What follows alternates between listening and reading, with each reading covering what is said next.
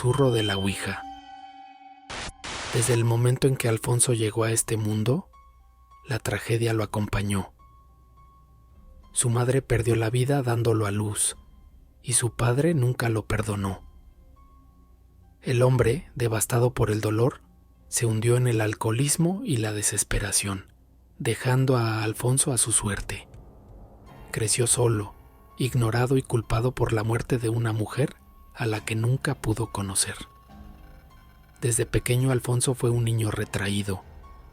No tenía amigos y sus compañeros de escuela lo veían como un extraño, un niño callado con mirada vacía y ojeras profundas.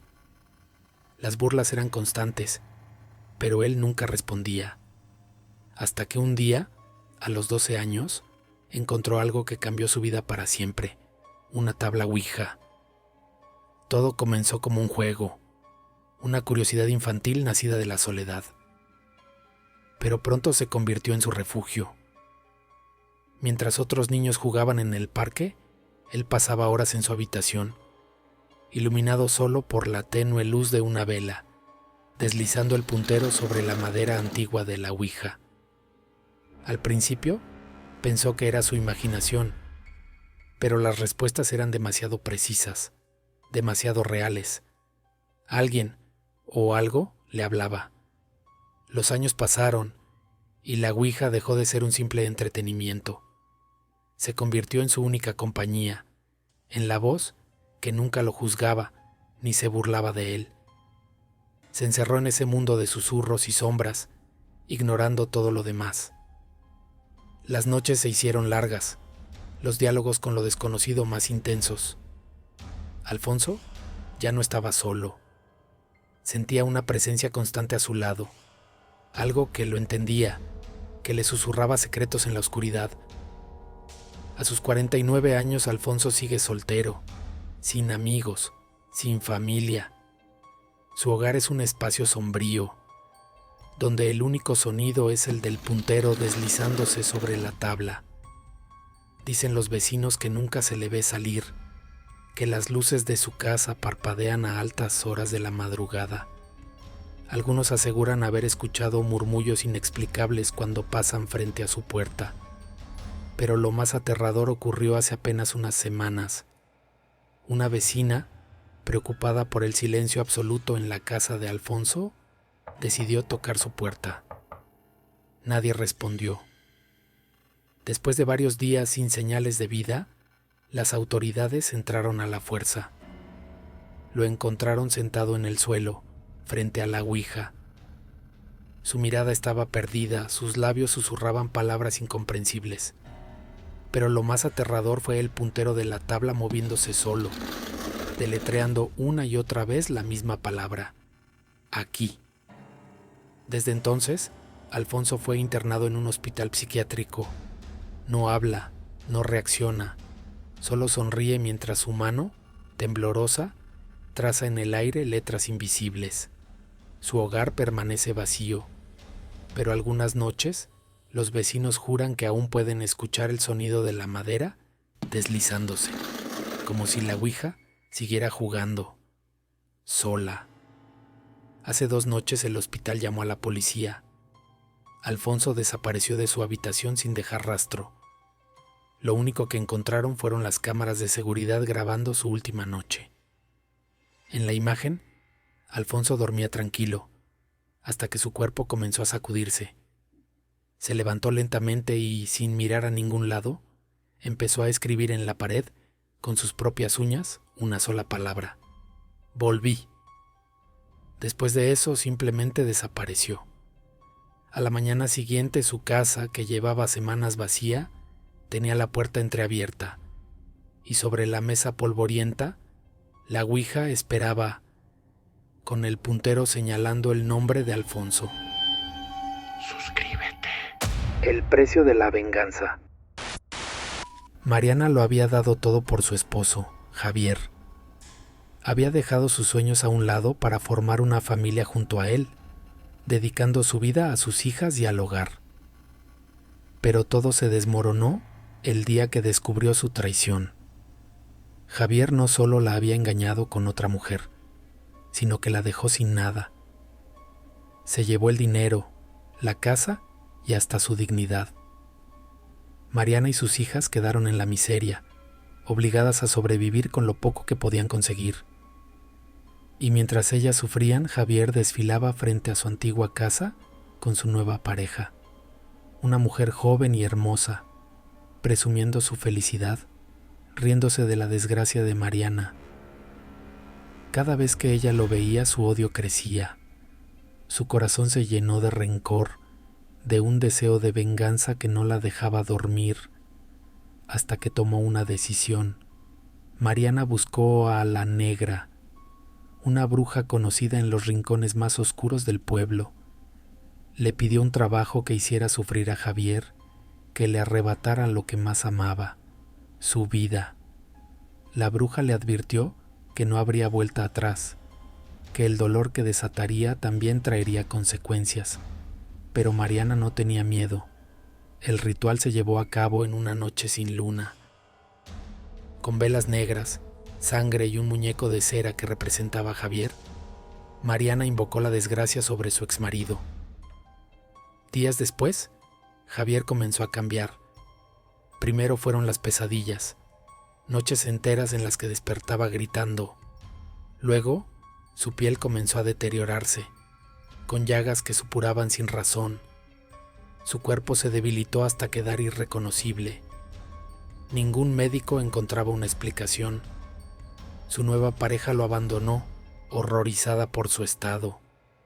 El hombre que una vez se creyó invencible terminó arrastrándose por las calles, pidiendo ayuda, suplicando perdón.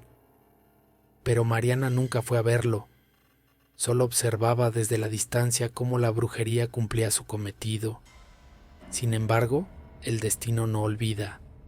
Un día, la policía llegó a su puerta. Un vecino había hablado mencionando rumores sobre su visita a la bruja. La acusaron de intento de homicidio, de haber causado la lenta y dolorosa muerte de Javier con métodos que nadie podía explicar. Mariana no se defendió, no intentó huir. Sabía que este era el precio de su venganza. Fue condenada a pasar el resto de su vida en prisión.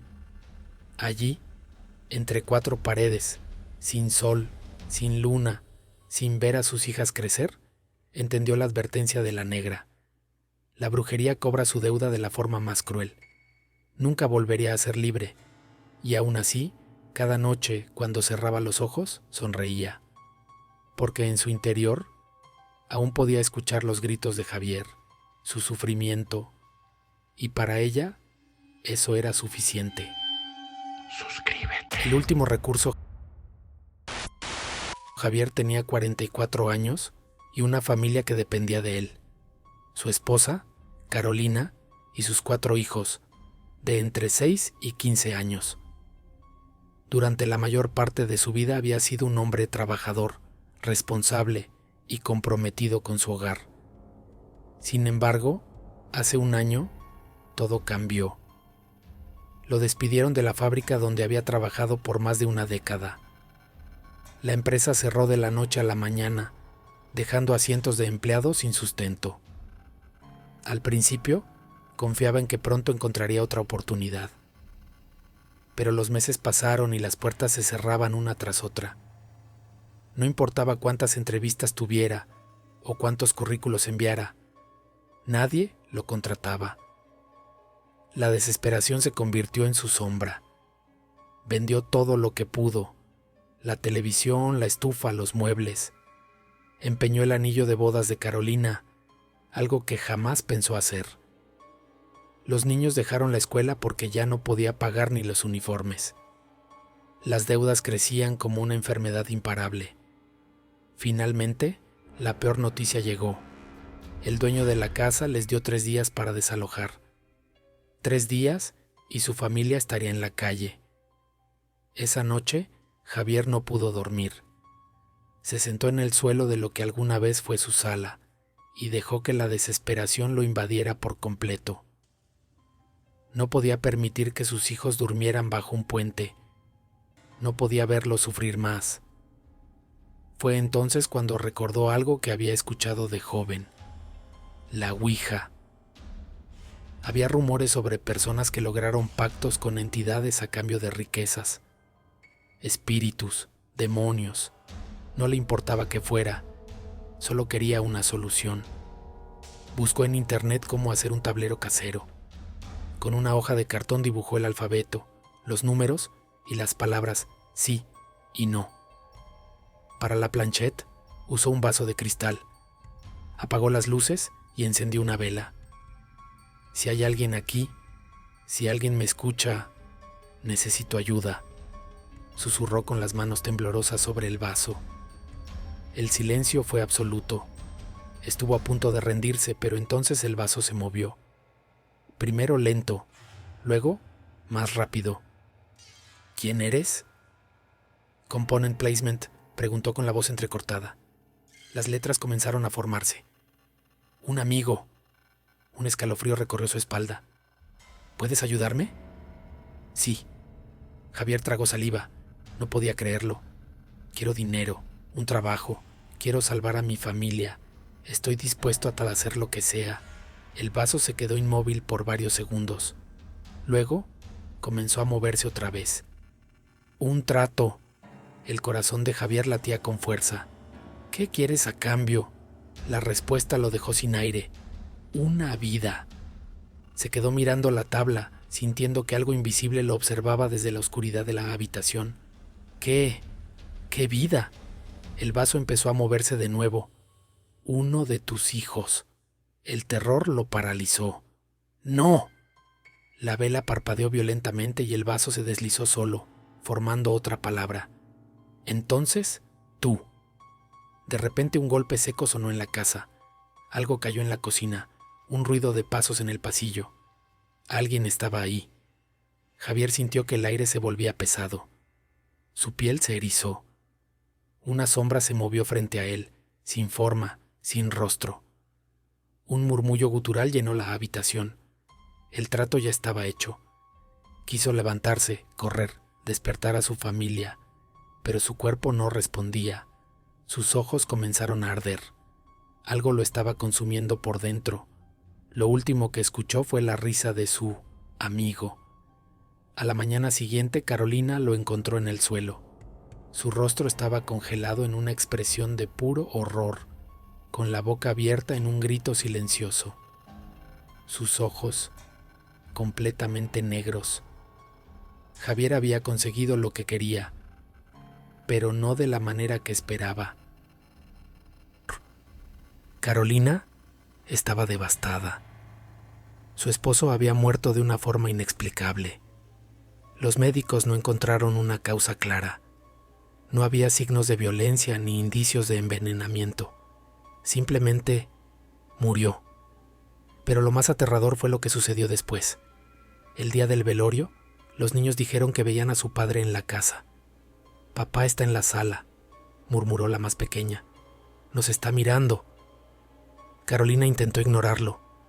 Era el dolor, la tristeza, se repetía a sí misma, hasta que ella también lo vio. A las 3 de la madrugada sintió que alguien la observaba.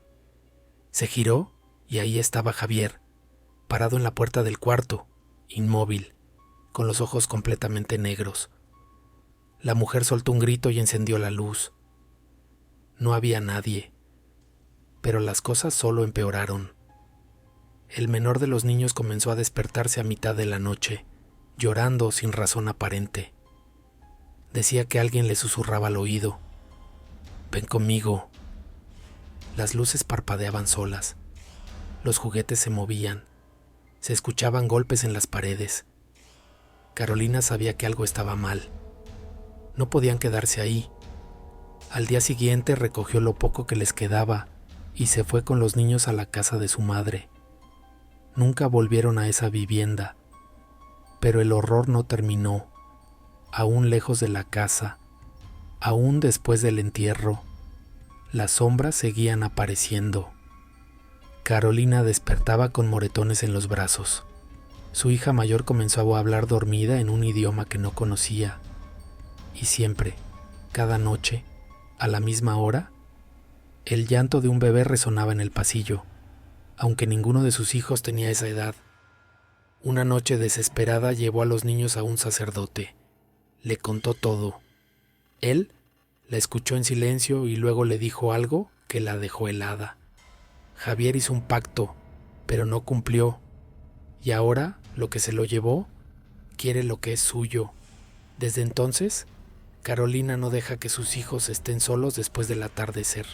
Siempre duerme con la luz encendida y nunca menciona el nombre de su esposo en voz alta, porque cada vez que lo hace, los niños dicen que lo ven, en la esquina del cuarto, sonriendo, esperando